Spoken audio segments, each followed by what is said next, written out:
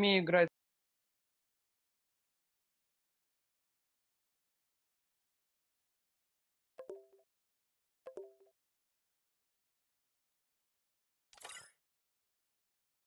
Катюша, ты меня слышишь?